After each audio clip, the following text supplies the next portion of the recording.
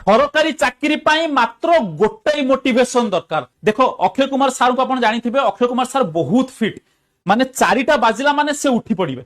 जदि मु अक्षय कुमार सार को सुब्रजीत सार सहित तुलना करी लेट्स से सुब्रजीत सार को जिम जीवा हेले बर्तमान मोटिवेशन दरकार कि सार आपनकर बाइसेप पळे आसीबो ट्राइसेप पळे आसीबो सिक्स पैक हे जिवो झियो पिला माने आपन को फॉलो करी चलिबे आपन को पूरा मेसेज करी चलिबे आपन को ऊपर पड़ी जिबे आपन जिम जांतु।